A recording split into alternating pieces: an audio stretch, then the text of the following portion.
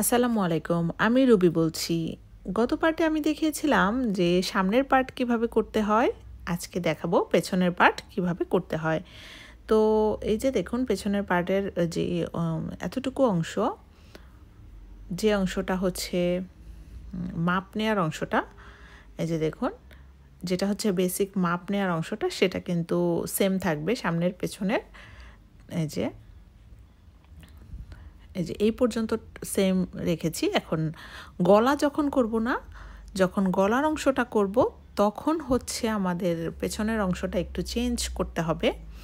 হ্যাঁ, কারণ পেছনের গলাটা একটু ছোট থাকে, এটা আপনারা খেয়াল করেন যে সামনের গলাটা একটু বড় থাকে। তো পেছনের গলাটা যে ছোট থাকে সেটা না হলে কিন্তু সোয়েটারটা মিল হয় না। তো পেছনের গলাটা যদি আমরা ছোট রাখতে চাই তাহলে আমাদের হচ্ছে একটি রাউন্ড পেছনের অংশে দিয়ে দিতে হবে, তারপরে গলা করতে হবে। সামনের অংশে যে রাউন্ডে আমরা গলা করব, পেছনের অংশে আরেকটি রাউন্ড পরে, একটি রাউন্ড দেওয়ার পরে গলা করব। তো এই যে দেখুন আমি 3টে চেন দিয়ে একটি ডাবল ক্রোশে দিলাম, একটি চেন দিয়ে আবার এখানে 2টি ডাবল ক্রোশে দিলাম। এটা হচ্ছে কর্নারের জন্য 4টি ডাবল ক্রোশে কাউন্ট হবে এখানে। তারপরে প্রতি ঘরে একটি করে ডাবল ক্রোশে দিব, সেম আগের মতোই। তো প্রতি ঘরে আমি একটি করে ডাবল ক্রোশে দিয়ে এই কর্নারে যাব, একদম এই কর্নারে যাব। এই কর্নারেও 2টি ডাবল ক্রোশে, একটি চেন, 2টি ডাবল ক্রোশে দিয়ে তারপর আবার প্রতি ঘরে একটি করে ডাবল ক্রোশে দিব। তারপরে কর্নারে 2টি ডাবল ক্রোশে, একটি চেন, 2টি ডাবল ক্রোশে, এভাবে করে আমি এই রাউন্ড সম্পূর্ণটা কমপ্লিট করব। তো দেখতেই পাচ্ছেন আমি এই রাউন্ডটা সম্পূর্ণভাবে আগের মতোই শেষ করেছি, যাতে করে আমার পেছনের গলাটা একটু ছোট হয়। এখন এই রাউন্ড থেকে আমি গলা শুরু করব। এই যে দেখুন এই রাউন্ডটা কিন্তু আমি পেছনের রাউন্ডে গলা শুরু করিনি, এইটাই উপরের রাউন্ড থেকে গলা শুরু করব। তো সামনের পাটে কিন্তু এক রাউন্ড বেশি, মানে নিচ থেকে গলা শুরু করেছি। তো এজন্য আমি এই যে দেখুন ডাবল ক্রোশেগুলো একটু গুনে নিব। এই যে দেখুন 1 2 3 4 5 6 7 8 9 10 11 12 13 14 15 16 17। তো 17টা ডাবল ক্রোশে এখানে। তো আমি ওই পাশে যে পেছনের রাউন্ডেও 17টা ডাবল ক্রোশে গুনে মার্ক করে নেব। তো এই যে দেখুন এখন আমি এখানে এই যে এই পাশ থেকে যে কোনো একটি চারকোনা শেপের যেহেতু এটা চারকোনা, যে কোনো যেটা আপনার ভালো মনে হবে, জোড়া টোড়া নাই, সেটাই আপনি হচ্ছে উপরের সাইডে রাখবেন। 1 2 3 4 5 6 7 8 9 10 11 12 13 14 15 16 17। তো এই যে দেখুন 17 নম্বরে আমি একটি মার্ক দিব। এই যে, তো ওই পাশেও আমি 17 নম্বরে একটি মার্ক দিয়ে দিব। এই হচ্ছে, তো ওই পাশে আমি 17 নম্বরে আমি এভাবে গুনে গুনে আরেকটি মার্কার দিয়ে দিব। তো এখন আমি হচ্ছে পেছনের রাউন্ডের যে গলাটা সেটা কমপ্লিট করব। গলা কিন্তু সেমভাবেই করতে হবে, যে গলার সাইডে ডিক্রিজ করতে হবে, 2 ঘর মিলে 1 ঘর, এভাবে করেই শুরু করতে হবে। তো এখন আমি একদম সামনের পার্টের মতোই এই পেছনের পার্টটাও ডিক্রিজ দিয়ে শুরু করব। এই যে দেখুন এই কালারের সুতা নিয়ে এখন আমি যেখানে মার্ক দিয়েছি ওখানে আমি 2টি চেন করব, সামনের গলা যেভাবে করেছি সেভাবেই। এই যে দেখুন দুটি চেন করে এর পরের ঘরে আমি একটি ডাবল ক্রোশে দিয়ে দেব, তাহলে কিন্তু এখানে ডিক্রিজ হলো। এরপরে সবগুলো ঘরে আমি একটি করে ডাবল ক্রোশে দিয়ে দেব।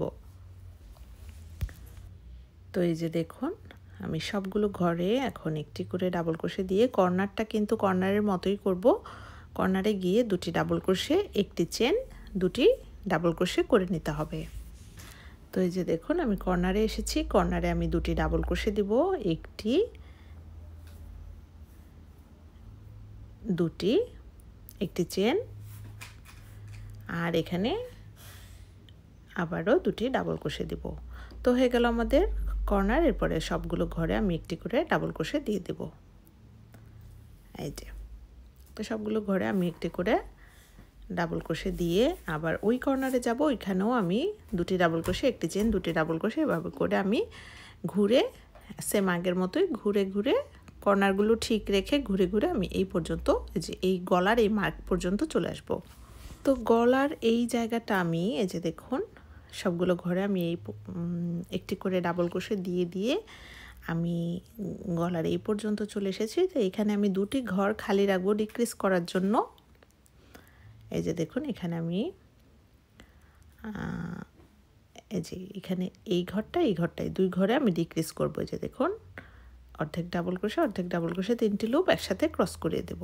তারপরে আমি একটি চেন দিয়ে সুতাটি কেটে দেব, যেহেতু কালারটা চেঞ্জ করব। কালারটা চেঞ্জ না করলে সুতা কাটবে না। তো এখন আমি পরের রাউন্ড করব। তো পরের রাউন্ডের জন্য এই যে দেখুন পরের রাউন্ডের জন্য সেম জায়গা থেকে আবার ডিক্রিজ করে কাজ শুরু করব। এই যে দেখুন এখানে এই পিঙ্ক কালারটা, এখন আবার আমি পিঙ্ক কালারের সুতাটা অ্যাড করব। এভাবে সেমভাবে ঘুরে যাবে। তো প্রথম গলাতে ডিক্রিজ আর এই পাশের গলাতে ডিক্রিজ, এই যে ডিক্রিজ দিয়ে শুরু হবে, ডিক্রিজ দিয়ে শেষ হবে, তাহলে গলাটা হচ্ছে একটু বাঁকা হয়। এই যে দেখুন এখানে আমি দুটি চেন দিব, 1 2, তারপরের চেনে আমি একটি ডাবল ক্রোশে দিব। তো প্রথম ঘর আমি এভাবে ডিক্রিজ করি, এরপরে সবগুলো ঘরে একটি করে ডাবল ক্রোশে দিয়ে আবার ঘুরে ঘুরে ওই পাশে যাব। কর্নারগুলো কিন্তু অবশ্যই ঠিক রাখবেন, আমি বারবার বলছি কর্নারে দুটি ডাবল ক্রোশে একটি চেন, দুটি ডাবল ক্রোশে দিতে হবে। এভাবে ঘুরে আমি এই পর্যন্ত আসব এবং এখানেও একটি ডিক্রিজ করে নেব। তো দেখতে পাচ্ছেন আমি সেমভাবে করে কাজটি কমপ্লিট করেছি। তো এখন আমি এই যে দেখুন এই পাশটা সামনের পাশ এবং পেছনের পাশ দুই পাশই আমার রেডি। এখন হচ্ছে আমি জোড়া দিব, দুই পাশে জোড়া দিব। তো জোড়াটা আমি কিভাবে দিচ্ছি এটা দেখাচ্ছি। আর সামনের গলা একটু বড়, পেছনের গলা একটু ছোট। তো এখানে আমি একটু মেপে দেখাচ্ছি। দেখুন আমার প্রায় 12 ইঞ্চির মতো হয়েছে। আপনাদের যদি আর একটু লাগে তাহলে আপনারা আরও একটা করে রাউন্ড সেমভাবে বাড়িয়ে দিবেন, ঠিক আছে। তো আমার হচ্ছে 12-13 ইঞ্চি হলেই আমার চলবে। আমি যেহেতু 3 থেকে 4 বছরের বাচ্চার জন্য বানাচ্ছি, তো আমার চলবে, এজন্য আমি আর রাউন্ড বাড়াবো না। আপনাদের যদি লাগে আপনারা আরেকটি রাউন্ড বাড়িয়ে নেবেন। যখন আপনাদের বডির মাপটা ঠিক থাকবে, যতটুকু বডির মাপটা যেমন আমি 13 ইঞ্চি চেয়েছি, 13 ইঞ্চি চলে এসেছে, তখন আপনারা হাতার জন্য আলাদা করে একটু রাউন্ড বাড়িয়ে নেবেন। এই যে দেখুন হাতার জন্য আমি আলাদা করে সুতা অ্যাড করে দুটি চেন দিয়ে পরের চেনে একটি ডাবল ক্রোশে করে পরে প্রতি ঘরে একটি করে ডাবল ক্রোশে দিয়ে দিচ্ছি। এটা জাস্ট হাতাটা একটু বড় করার জন্য, হাতার যে কাঁধের অংশটা সেটা জাস্ট একটি করে রাউন্ড আমি দিয়ে দেব। এখানে এই পর্যন্ত আসবো। এটা কিন্তু চারদিক থেকে ঘুরবে না, শুধু হাতাটাই বাড়বে। তো এই যে দেখুন আমি এই পর্যন্ত চলে এসেছি। এই পর্যন্ত আমি কর্নারে কিন্তু যাব না, আমি জাস্ট হচ্ছে এখানে একটি ডাবল ক্রোশে দিয়ে আমি কমপ্লিট করে ফেলবো। কারণ এটা জাস্ট উপরের অংশটা একটু বাড়াবো, এজন্যই। তো এখন আমি একটি চেন দিয়ে সুতাটা কেটে দিব। তো এই যে দেখুন আমি সুতাটা কেটে এই পাশটা করে নিয়েছি। এখন এই পাশেও এই যে দেখুন সেমভাবে ওই 4টা হাতায় যে এই পাশে এই যে গলাটা, সামনের গলাটা কিন্তু একটু যাতে বড় হয়, এই জন্য আমি হাতার সাইডে আর একটি রাউন্ড, ছোট্ট করে একটি রাউন্ড বাড়িয়ে নিয়েছি, শুধু হাতাটাই।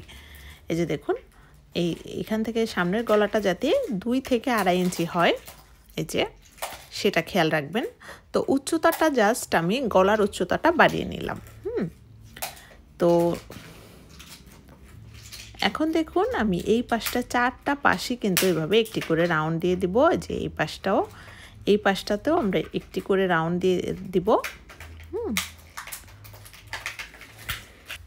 তো দেখতে পাচ্ছেন আমি এই রাউন্ডটা এই পাশে যে কর্নার থেকে শুরু করব, যে কর্নারের এই ডাবল ক্রোশে থেকে শুরু করব, যেহেতু এটা এই পাশটা, এর জন্য 3টি ডাবল ক্রোশে, 3টি চেন, তারপর প্রতি ঘরে একটি করে ডাবল ক্রোশে দিয়ে আমি এই কাঁধের এই অংশটা শুরু করব।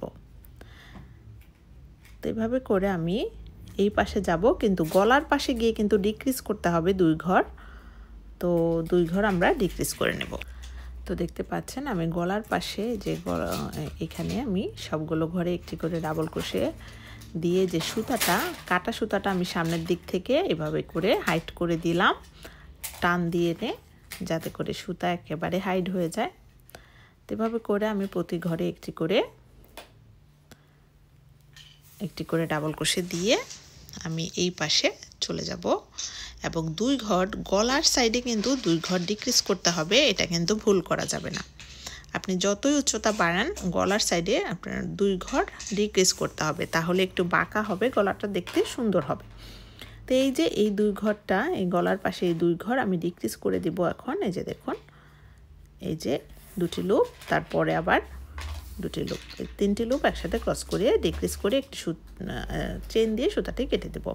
তো এই সেম ভাবেই হচ্ছে পেছনের পাটেও আমি 2টি রাউন্ড করে নিব হাতার সাইডে। এই যে দেখুন পেছনের পাটেও আমি এই সাইডে এইটার মতো এবং এই সাইডে এটার মতো করে নিব। তো দেখতে পাচ্ছেন আমার 2 পাশই হচ্ছে একটি করে রাউন্ড আমি বাড়িয়ে নিয়েছি। এই যে দেখুন এখন আমি জোড়া দিয়ে দেব। জোড়াটা আমি কিভাবে দিব সবই দেখিয়ে দেব।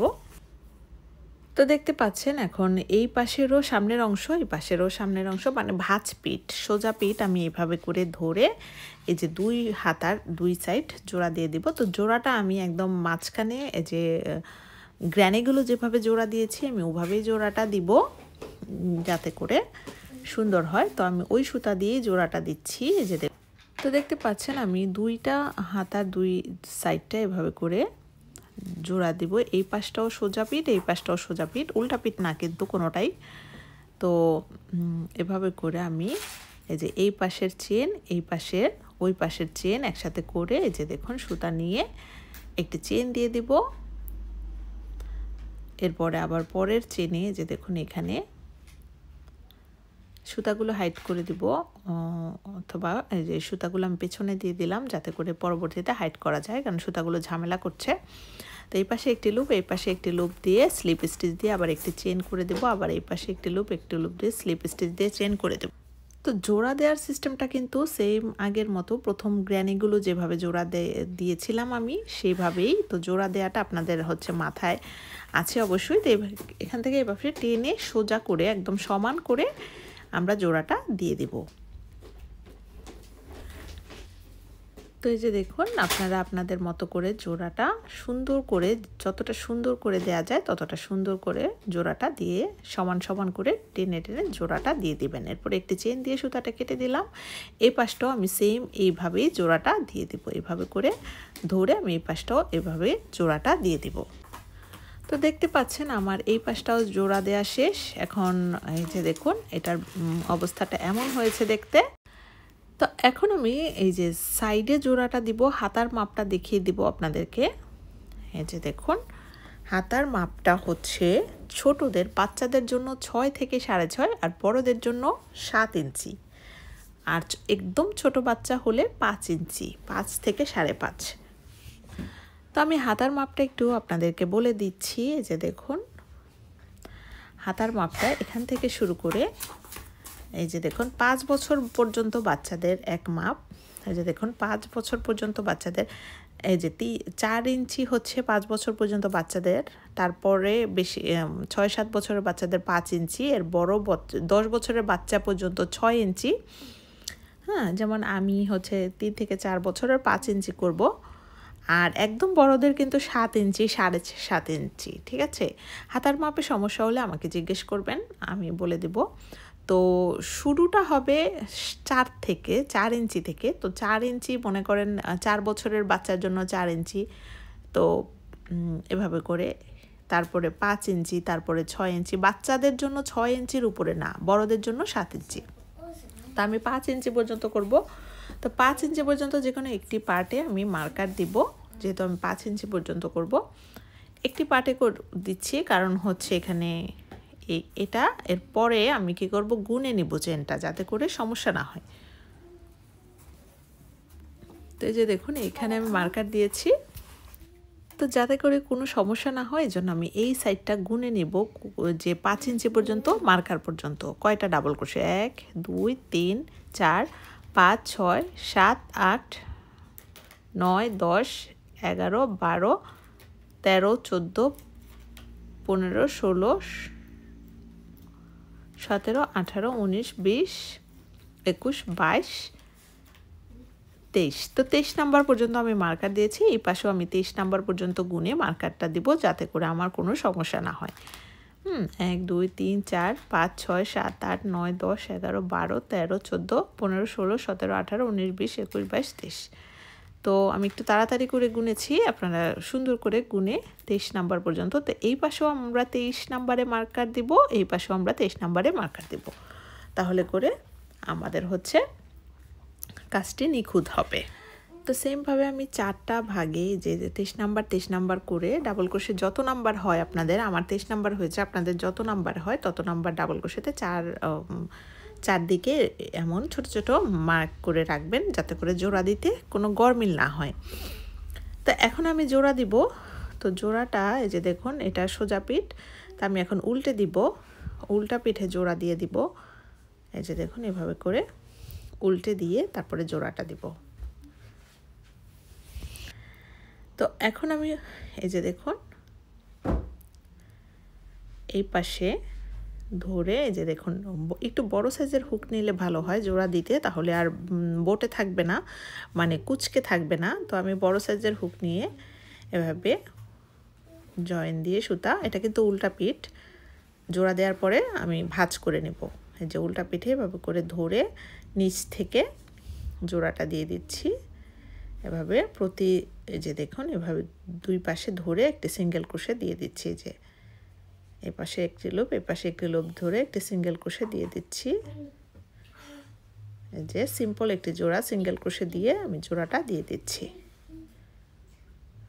তো এই পাশে করে এই মার্কার যাতে সমান হয়, এভাবে করে জোড়াটা দিয়ে দিতে হবে। তো দেখতে পাচ্ছেন আমি এই পাশে চলে এসেছি। তো এই যে দেখুন, এখন যে এই পাশে সিঙ্গেল ক্রোশে দিয়ে আমি জোড়াটা দিয়ে দিচ্ছি। দুই পাশটা ধরে, শুধু মার্কার দুইটা যাতে সেম হয় এটা খেয়াল রাখবেন। যে দেখুন,